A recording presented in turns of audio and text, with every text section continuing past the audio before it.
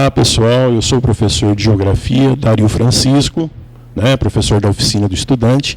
E hoje eu e o professor Célio vamos bater um papo aqui sobre o problema mais sério que o Brasil vem enfrentando, que é a crise hídrica, que está praticamente associado aí à questão da crise energética também, Fazendo um retrospecto em relação à água no mundo, de um modo geral, nós sabemos que 97% da água do planeta é constituída de água salgada. Sabemos que em torno de 2,5, 2,7 temos de água doce. Sabemos também que esse 2,5, 2,7 de água doce, veja bem, é dividido dentro do planeta. Nós temos aí praticamente 1% da água de fácil captação que vem de rios e lagos. Sabemos que a grande maioria da água doce, 66%, está localizada nas calotas polares, e aí 22% nos aquíferos. Então a gente leva em consideração também o consumo da água no mundo. O consumo da água no mundo, de um modo geral, é utilizado maciçamente na agropecuária, ou seja, o famoso agronegócio aí leva quase 70%, 72%, 75% da água doce do planeta. Não podemos esquecer também que o pequeno produtor está aí também, os hortifrutigranjeiros, que abastecem os supermercados, que abastecem os sacolões das esquinas também, com as famosas hortaliças. Temos o consumo da indústria, que é em torno de 20% a 22%, e o consumo humano, que por volta de 6% ou 7% no mundo, de um modo geral. O Brasil, por exemplo, é beneficiado com cerca de 12% ou 13% da água doce do planeta. Só que essa água doce, como vocês sabem muito bem, ela está mal dividida.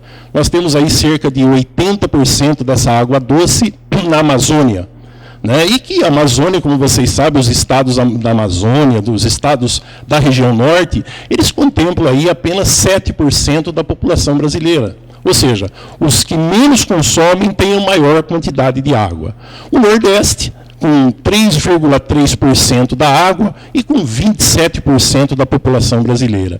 E o Centro-Sul, que seriam as regiões Centro-Oeste, Sudeste e Sul, com 66% da população e com uma quantidade de água de 16%. Então, as regiões, por exemplo, que têm maior concentração industrial e maior concentração populacional, são as regiões que menos água têm. Você veja, por exemplo, alguns casos, como casos antigos, que tentaram se resolver, como no caso do Nordeste, vinculado aí ao professor Célio. Na verdade, a água é um recurso que todo mundo acha que vai durar para sempre. Então, acreditam que não há necessidade de repor, não há necessidade de economizar, não há necessidade de guardar, mesmo em regiões semiáridas, com programas como de cisternas, por um tempo se pensa que, olha, tem o recurso porque chove. Diferente de casos como bauxita, manganês, ferro, que se sabe, olha, são jazidas finitas, mas a água também, poluição, desperdício, acabam com o recurso. E aí, como o professor Dario mencionou, no caso do semiárido nordestino, o projeto de transposição de São Francisco é antiquíssimo, data do século XIX, do segundo reinado, quando o imperador Dom Pedro II até chegou num arrobo, não sei se de demagogia ou de entusiasmo, dizer que doaria os brilhantes da coroa imperial para fazer a obra, coisa que não aconteceu, não se concretizou até hoje. As obras de transposição de São Francisco começaram ainda no governo Lula, atravessaram todo o primeiro mandato da presidente Dilma e não ainda está em andamento, está em andamento com denúncias desse tipo de superfaturamento e coisas do gênero. Agora, no caso de São Paulo, a situação do Sudeste em especial. O Sudeste, de um modo geral, quando você pega lá os estados do Espírito Santo, Minas Gerais, São Paulo e Rio de Janeiro, que vem sofrendo a mais forte crise hídrica dos últimos 80 anos, mais ou menos. E nós temos que associar também a questão da crise hídrica na questão energética. A crise energética, ela também está vinculada à questão da crise hídrica, porque o Brasil, ele é um país que 80% da sua energia, ou aproximadamente isso, está vinculado às represas. As represas precisam estar cheias para poder produzir energia elétrica, né? O que vem salvando, inclusive, o não corte da energia elétrica, do modo geral, são as famosas termoelétricas, né? Que são poluidoras, né? Porque queimam combustíveis fósseis de alguma maneira. No caso, o carvão, no caso, óleo diesel, o gás natural. E o funcionamento de uma termoelétrica é um funcionamento muito caro, né? Então, o Brasil, inclusive, está no limite da sua produção energética. E aí vem aquela pergunta, né? Todo mundo fala, o Brasil tem que crescer economicamente, o Brasil precisa crescer, o Brasil tem um crescimento pífio. Todo mundo sabe, já faz aí uns 3, 4 anos que nós temos um crescimento... Pibinho, né? Eles falam, inclusive, nem mais em BRICS, eles falam em RICS. Né? O Brasil, sem o B do Brasil. Sem o B do Brasil. Então, a gente leva em consideração que, você vê, recentemente, acho que foi a semana passada, né, que nós tivemos um blackout aí. Sim. Eles estão agora escolhendo região. O operador nacional, né, de energia acaba escolhendo a região em que, de repente, no momento de sobrecarga, que não é mais no início da noite, mas no meio da tarde, entre 14 e 16 horas, né, desligam parte do sistema ou, né, regiões inteiras para evitar o colapso naquele momento. Mas aí é uma situação, né, que junta a estiagem, né, que é um fenômeno natural. Nós não podemos só depender da chuva, nós precisamos de infraestrutura. Né? Com falta de planejamento. Né? Os especialistas apontam desde 2010 o risco de uma crise no sistema Cantareira aqui em São Paulo. Então não é um raio num céu azul. Né? Daí que culpar o governo é tão justo quanto reclamar da estiagem. Porque, afinal de contas, os diferentes governos, ou no caso, né, de São Paulo, mesmo governo, não se preveniu. Né? Achou que molhando Santo Antônio, que torcendo, que rezando, a chuva viria e o problema estaria resolvido. Né? Agora se coça até com propostas bizantinas bizarras de 5 dias de racionamento para 2 com água.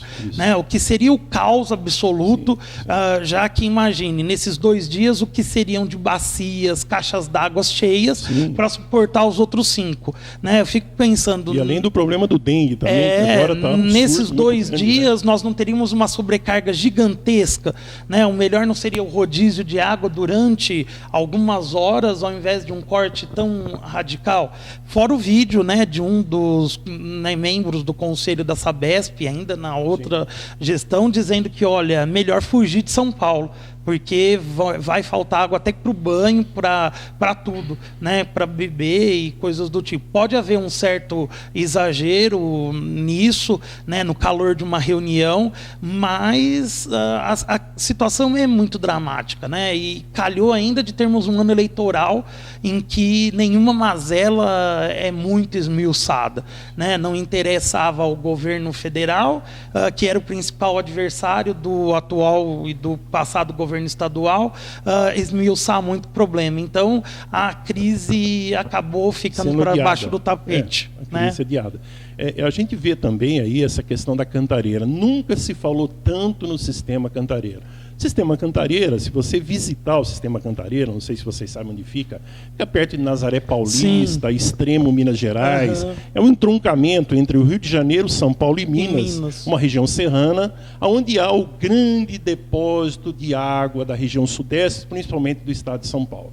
Nós temos, por exemplo, o Sistema Cantareira, nós temos o Alto Tietê, nós temos a represa Guarapiranga, que são o quê? São os grandes fornecedores de água para o estado de São Paulo. Nós não podemos esquecer, por exemplo, que são as nossas caixas d'água.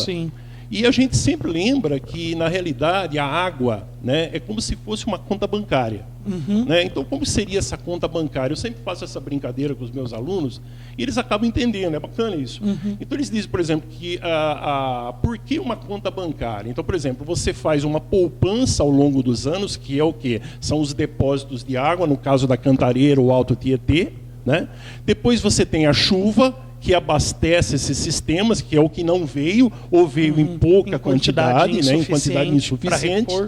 Depois você tem o quê? Você tem a chuva como se fosse o seu salário, né? Você recebe esse salário, mas não mexe na sua poupança. Depois você tem o consumo da água, que seria o gasto do seu salário, mas sempre guardando aquela poupancinha para um futuro melhor, como todo brasileiro, principalmente os de baixa renda, tem. Mas o que aconteceu? O sistema Cantareira, na realidade, é o quê? É o famoso cheque especial. O Estado de São Paulo, o Estado de Minas Gerais, o Estado do Rio de Janeiro, eles estão no cheque especial, que é o volume morto. Que é, no caso, o famoso volume morto. Então, todo mundo fala desse volume morto. O que acontece com o volume morto? Nós não podemos deixar secar totalmente o sistema Cantareira. Porque nós vamos ter que hoje, por exemplo, uma reposição entre 4 ou 5 anos para chovendo voltar consideravelmente, né, para poder abastecer esse sistema Cantareira, e esse sistema Cantareira distribuir essa água para fazer com que essa água chegue no interior paulista, principalmente pelo sistema PCJ, né, que é o Piracicaba, Capivari, Jundiaí, que são as bacias responsáveis pelo abastecimento dos rios paulistas, né, e levar água, inclusive, para o interior paulista. Não é isso? E a questão também de usar agora a Billings, né?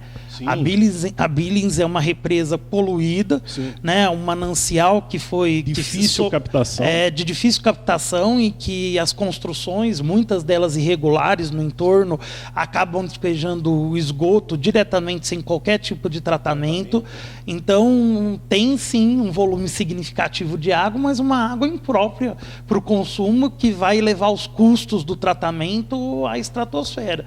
E aí, a exemplo das termoelétricas, que o professor Dario disse, olha, a energia de termoelétrica é muito cara e por isso nós vamos ter um aumento nas tarifas, né, um aumento que já estava represado em anos anteriores pelo governo federal, né, liberou o aumento e ainda calha de precisar repor os custos dessas termoelétricas. Nós devemos ter um aumento nas tarifas de água muito significativo se o projeto de utilização da Billings realmente sair da proposta, né? Porque o tratamento ali vai ficar bastante oneroso, já que, né, durante anos de descaso, essa água recebeu qualquer tipo de dejeto, inclusive industriais, né? É o mesmo problema do Tietê, né, do Pinheiros, né? Há muitos esgotos clandestinos, e daí os projetos de despoluição não conseguem ter um sucesso efetivo. Aproveitando o que ele comentou, a gente fala, por exemplo, a questão da chuva, né, que eu falei que a chuva é o salário. Às vezes as pessoas perguntam assim, poxa, mas chove tanto em São Paulo, há alagamentos, por que não chove no Cantareira? Então vem aí, por exemplo, alguns cientistas vêm fazendo levantamento sobre a questão da ilha de calor. Nós temos uma ilha de calor que prevalece aí nos últimos 2 ou 3 anos, concentradas exatamente em cima da cidade de São Paulo. Essa ilha de calor faz com que a umidade vinda da Amazônia, a umidade muitas vezes vinda com processos de frente fria que vem da Antártica, né, que vem do sul, evitam com que essa umidade penetre na cidade de São Paulo. Então acaba chovendo aonde? Acaba chovendo na cidade de São Paulo, né, principalmente pelo processo de evaporação, poluição, né? E aonde precisa chover não chove. Isso, aquela região, né, da Cantareira, né, dos 3 estados. Tem até o problema também das ACAS, né? A Zona de Convergência do Atlântico Sul. Você aprendeu a vida inteira que quando começa a chegar lá no começo de novembro, dezembro, janeiro, fevereiro, período de verão nessa janeiro, começa o quê? Começa o grande volume de chuva.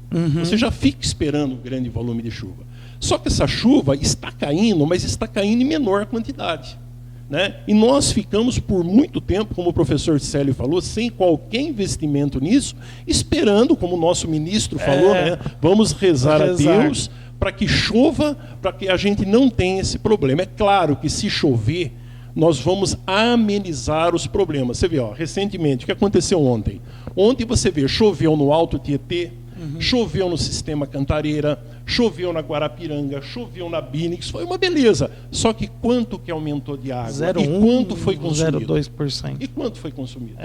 Então o nosso consumo, que está no cheque especial, que está no cartão de crédito estourado, é muito maior do que o volume de água que a gente vem recebendo. Né? Você vê, por exemplo, agora a loucura correndo aí atrás de caixas d'água. De galões de água. E aí entra aquela velha história, né? Até nome de música, né? As águas de março... Fechando o verão. Fechando o verão. Então imagina quando nós chegarmos em março. Como que será a nossa situação? Porque nós vamos ter uma estiagem até mais ou menos outubro.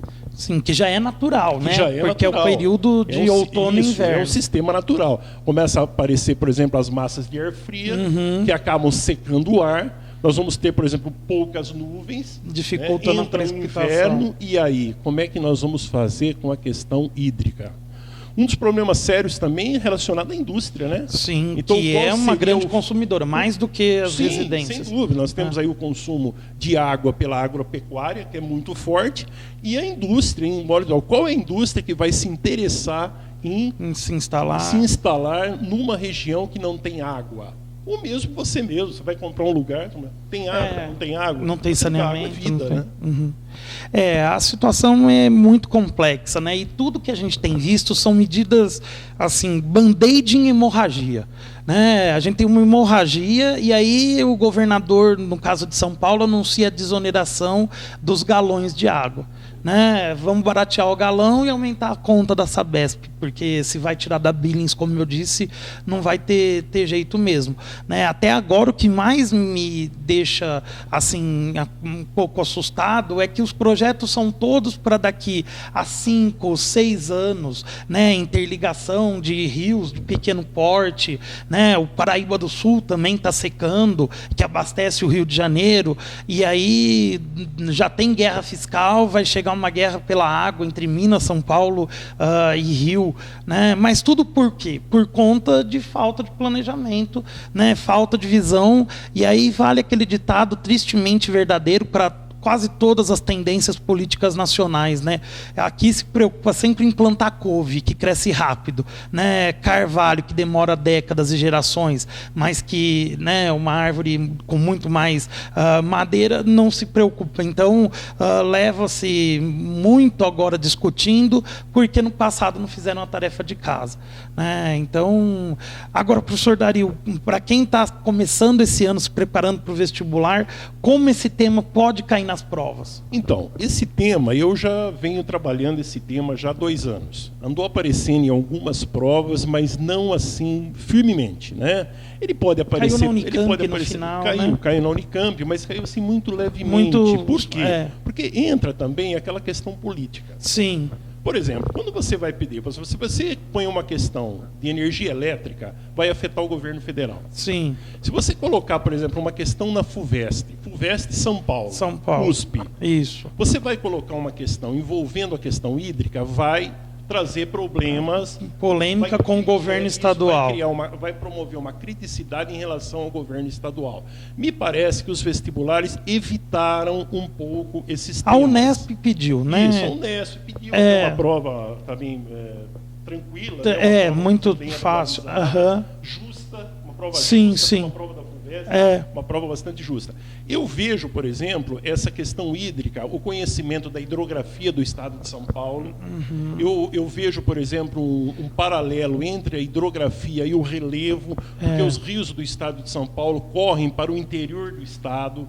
É o caso do Grande, é o caso do Tietê, é o caso do Paranapanema, que são rios que vão ser afluentes da bacia do Paraná. Eu acho que uma localização geográfica em relação aos rios, o sistema Cantareira, em termos de localização, aí está associado diretamente ao relevo. Que engloba aí uma parte da Serra do Mar, uma parte da Serra da Mantiqueira, né, que são locais, por exemplo, muito altos, e que são regiões de mananciais. São divisores de águas, né? Divisores de água. Um paralelo entre a água e a energia, eu acho que poderia ser, né? A questão, por exemplo, da utilização das termoelétricas, principalmente pela falta de água nas represas, né? Ou seja, os reservatórios vazios. Eu enxergo mais ou menos desse lado. Acredito que também poluição, né? Que é um tema, meio ambiente, tem caído muito nos últimos anos. Sempre aparece. Então a poluição de mananciais, como seria Billings, né? Os aquíferos, processos de dessalinização. A gente já vê muitas reportagens na imprensa sobre como os países que têm dificuldades hídricas superaram essa dificuldade. processo muito preocupante em relação à falta de água, e eles acabaram trazendo, por exemplo, o processo da dessalinização para resolver o problema. Não sei se a cidade de Madrid, qual foi a cidade que sofreu muito aí há uns 4, 5 anos todas as atrás. Grandes, né? Todas as Barcelona grandes ali, também. Barcelona também sofreu. E nós temos agora uma proposta, não sei se você acompanhou, 2 propostas recentes, por exemplo, da questão da utilização do aquífero Guarani. Né? Ou seja, os afloramentos do aquífero Guarani no estado de São Paulo, tentando pegar água do aquífero Guarani e jogando dentro dos rios paulistas, muito mais para o interior do que a capital, sim, que está mais sim. voltado para o oeste paulista.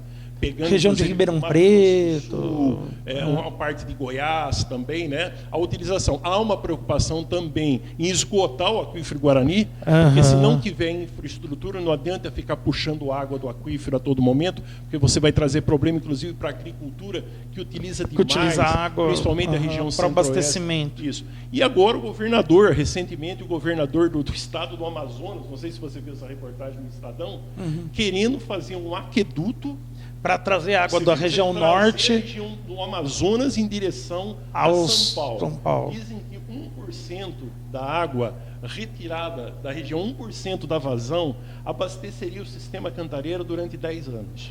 1% da vazão. Agora imagine o valor dessa obra. Isso. Então, né? se a transposição do São Francisco Passos de Tartaruga, imagine um aqueduto do Amazonas até São Paulo.